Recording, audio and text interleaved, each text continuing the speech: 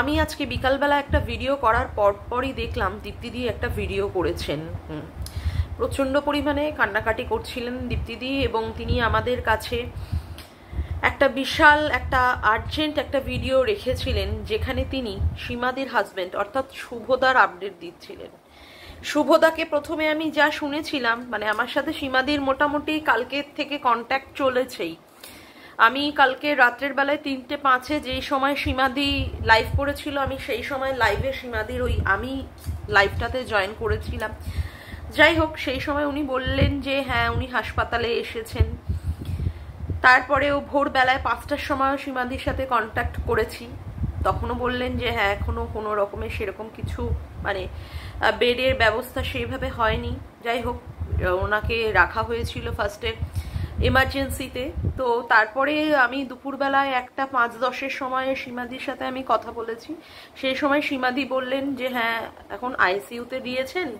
তো সীমাদির মোবাইলেও কোনো চার্জ ছিল না, সীমাদি খায়ও নি কালকে রাত থেকে, মনে হয় রাত্রে খেয়েছে কিনা জানি না। সকালবেলায় যখন ওই 1টার সময় কথা বলেছিলাম তখন আমি খাইনি। আমি বললাম দিদি তুমি খেয়ে নাও। তা বললো হ্যাঁ ওই সীমাদির মেয়ে মাম্পি আসছিল ট্রেনে করে, এবং ও আসলে সীমাদিরা চলে যাবে। যাই হোক, এই অবধি আমার কাছে ইনফরমেশন ছিল। আমি এই অবধি সীমাদির সাথে কথোপকথন করে আমি যতটুকু আপডেট জানতে পেরেছিলাম। যাই হোক, তারপরেই দেখলাম বিকালবেলায় 6:30 নাগাদ দীপ্তিদির ওই ধরনের একটা ভিডিও। সত্যি কথা বলতে বুকের ভেতরে ভীষণ ভীষণ মোচড় দিয়ে উঠছে, ভীষণ পরিমাণে। আজকে আমরা মানে যে সমস্ত মেয়েরা সত্যি স্বামীকে ভালোবাসি, তারা চাই আমাদের এই শাখার সিঁদুর নিয়ে যেন আমরা মরতে পারি। কারণ মানে কি যে এই অপরিস্থিতি যায়, যার জীবনের ওপর দিয়ে যায়, যার হাজবেন্ড চলে যায়, একমাত্র সেই বুঝতে পারে। সত্যি কথা বলতে ভগবানের কাছে সব সময় প্রার্থনা করি যে ভগবান যেন শাখা সিঁদুর নিয়ে মরতে পারি। শাখা সিঁদুরের এই জোরে যেন আমাদের মানে প্রত্যেক নারীর স্বামীরা যেন বেঁচে থাকুক স্বামীরা। আমাদের আয়ুগুলো যেন আমাদের স্বামীদের গায়ে লাগুক। সত্যি কথা বলতে স্বামী বিনা কোনো স্ত্রী সত্যি শান্তিতে থাকে না। আর স্বামীর যদি শরীর খারাপ হয় তাহলে যে কি পরিস্থিতি চলে সে শুধুমাত্র সেই যার যে বউয়ের ওপরে হয় সেই বউই বোঝে। শুভদার কালকে থেকেই প্রচন্ড পরিমাণে শরীর খারাপ ছিল, তার জন্য সীমাদি সকালবেলায় একটা লাইভও করেছিল, প্রচন্ড পরিমাণে হাউমাউ করে কাঁদছিল। যাই হোক, সেই সময় দেখছিলাম নিবুলাইজার দেওয়া হয়েছে বা চলছিল। তো আমরা মানে আমি তো তখন থেকেই বলেছি যে আমি ভিডিও করে শুভদারকে নিয়ে যেন হাসপাতালে যায় এরকম করেছিলাম। তারপরে মনে হয় সন্ধ্যা 7টা 7:30 সময় সীমাদি আবার একটা লাইভ করলো, বললো যে শুভদা একটু ভালো আছে। যাই হোক, একটু ভালো টালো আছে। যাই হোক, শুনেও ভালো লাগলো। আবার রাতের বেলা যখন 12টার সময় ফোন মানে লাইভ করলো, সেই সময় বললো যে ওই কেপিসিতে আসছে শুভদাকে নিয়ে। তো জানা গেল যে শুভদার হাসপাতালে ভর্তি হতে চাননি জাস্ট বিকজ সীমাদির কষ্ট হবে। সীমাদির মানে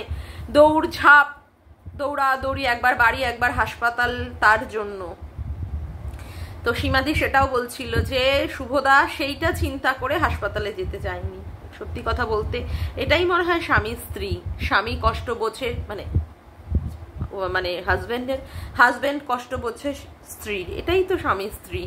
আজকে মানে কি বলবো, স্বামী স্ত্রী তাদের সন্তানরা থাকলে একসাথে পুরো একটা ভরাপুরা সংসার না, সবাই চায়, সব মেয়েরাই চায় ভরাপুরা সংসার, এবং সবাই যাতে করে এই ভরাপুরা সংসার পাক, এটাই আমরা ভগবানের কাছে প্রার্থনা করব যে ভগবান সবাইকেই তুমি যখন সৃষ্টি করেছো, ছেলে কি মেয়ে উভয়কেই তারপরে পৃথিবীতে এনে তাদেরকে বিয়ে দিয়েছো, তাদের ঘরেও যেন সন্তানাদি হয়, তারাও যেন সেই রকম ভাবে ভরাপুরা সংসার নিয়ে থাকে। সত্যি কথা বলতে খুব খুব খুব খারাপ লাগছে আমার সীমাদির জন্য। রাতের বেলায়ও মোটামুটি আপডেট নেওয়ার চেষ্টা করলাম। রাতের বেলায় মানে সেইভাবে আমার সীমাদির সাথে কন্ট্যাক্ট হয়নি। যাই হোক, তো আমি যতটুকু জানতে পেরেছি যে হ্যাঁ দীপ্তিদির মাধ্যমেই আমি জানতে পেরেছি। আমি দিদিকে ফোন করেছিলাম, তো দিদি বললেন যে সীমাদি, অর্ক আর অর্কের ওয়াইফ, মেয়েটির নাম সত্যি ভুলে গেছি, ওদের নিয়ে আসছে সীমাদি, 9:15 বাজে, তখনও এসে উপস্থিত হয়নি। আর কথা হচ্ছে 3 জন নার্স নাকি জোর করে ওই ইসেকে বসিয়ে রেখেছে, শুভদাকে বসিয়ে রেখেছে, এবং মাম্পিকেও নাকি সেক্ষেত্রে ঢুকতে দেয়নি। তবে এটা সত্যি কথা, মানে এই যে শ্বাসকষ্ট যে ব্যাপারটা না, আমার একবার হয়েছিল 2021-এ হয়েছিল মনে হয়, ডিসেম্বর মাসে, মানে না 2021-এ না, ভুল বললাম, 2020-র ডিসেম্বর না কি জানুয়ারিতে, হ্যাঁ জানুয়ারিতে, 20-তে ডিসেম্বর মাসে, 2020-র ডিসেম্বরে 2020-তে না, 2021-এর ভুল বলছি, এবার ঠিক বলছি, 2021-এর জানুয়ারি কি ফেব্রুয়ারি মাসে আমার না এরকম মানে কি বলবো, টান উঠে গেছিল।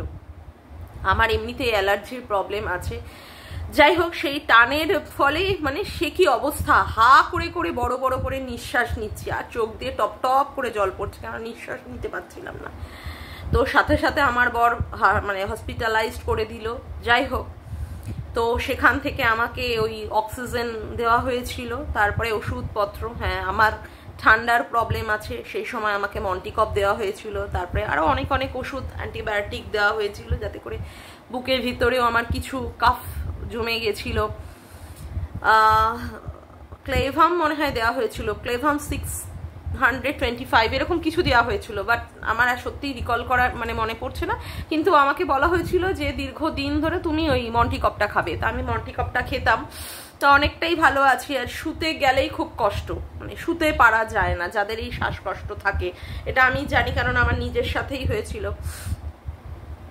তো মানে সত্যি কথা বলতে ভগবানের কাছে সত্যি প্রার্থনা করি যে ভগবান তুমি মানুষটাকে ভালো করে দাও, তুমি মানুষটাকে তার বাড়িতে ফিরিয়ে দাও, অত বড় বাড়ি, অত সুন্দর গোছানো সংসার তার, এমনকি তার মেয়েটারও পর্যন্ত এখনো বিয়ে হয়নি, বাবা মা দুজনে থেকে মেয়েকে সুন্দরভাবে বিয়ে দেবে, এটাই প্রত্যেকটা মেয়ের কাছে কাঙ্ক্ষিত বিষয়। সত্যি কথা বলতে আমার বাবা নেই, আমার পুরো অন্ধকার লাগে, আমার জগৎটা আমার পুরোটাই যেন পুরো খালি সুনাপান লাগে, আমি মানে বলে বোঝাতে পারবো না। হঠাৎ হঠাৎ করে বাবার জন্য মন খারাপ হয়ে যায়, হঠাৎ হঠাৎ করে চোখ দিয়ে না ভীষণ ভীষণ ভীষণ পরিমাণে জল চলে আসে, মানে বোঝাতে ভাষায় বর্ণনা করা যাবে না কি জায়গায় একটা খালি লাগে, কি জায়গায় একটা খালি লাগে। যাই হোক, আমার বাবার মোটামুটি বয়স হয়েছিল 77-78 বয়স হয়েছিল। দেখো বয়স যতই হয় সন্তানের কাছে তার বাবা মা তো ভীষণই প্রিয় হয়, কেউ কি তার প্রিয়জনকে যেতে দিতে চায়? আমি তো সত্যি কথা বলতে আজও মনে পড়লে মনে হয় বাবা বেঁচে থাকলে হয়তো বাবার মুখটা দেখতাম, বাবার দুটো কথা শুনতাম।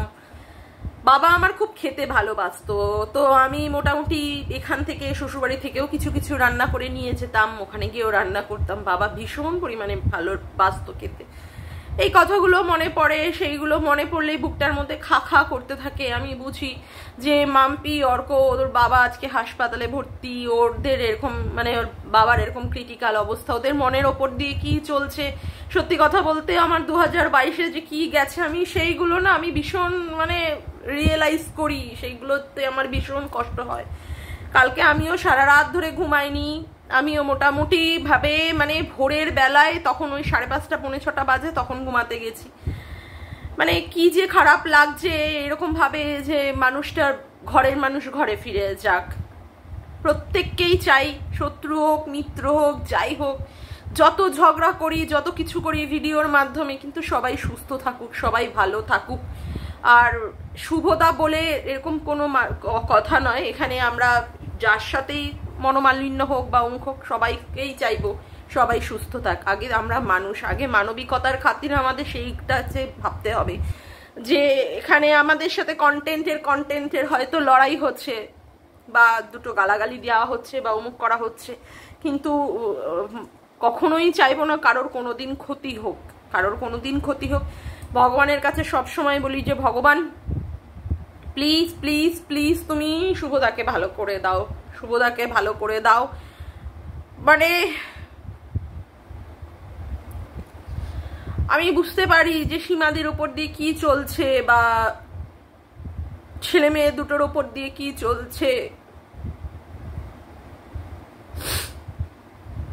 ছেলে মেয়ের ওপর দিয়ে কি চলছে, অনেক আশা করে আমরা বিয়ে থা করি, অনেক কিছু মানে স্বামীর সাথে জড়িয়ে থাকে সব কিছুই। তারপরে অনেক বছরের সংসার, সীমাদির তিল তিল করে সংসার গোছানো, তিল তিল করে তার সঙ্গে স্বপ্ন, ভালোবাসা, সব কিছুই। ভগবানকে বলবো, ভগবান কোনো ক্ষতি যেন না হয়, খান খান করে দিও না।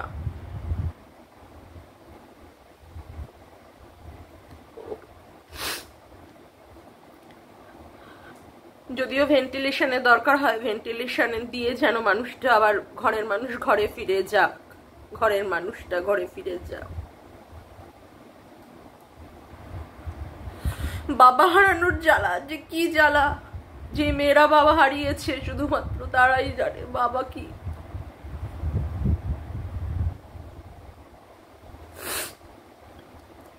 বাবা কি, বাবা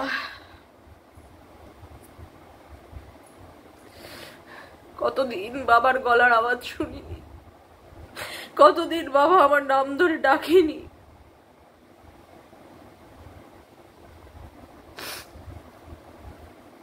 ভগবানকে বলি, ভগবান আমাদের সবার আয়ু তুমি শুভদাকে দাও, শুভদাকে ভালো করে দাও, প্লিজ তুমি ভালো করে দাও। আমি বুঝতে পারি কি চলছে, কি যাচ্ছে আমার জীবনের উপর দিয়ে, ওই সব দিনগুলো গেছে।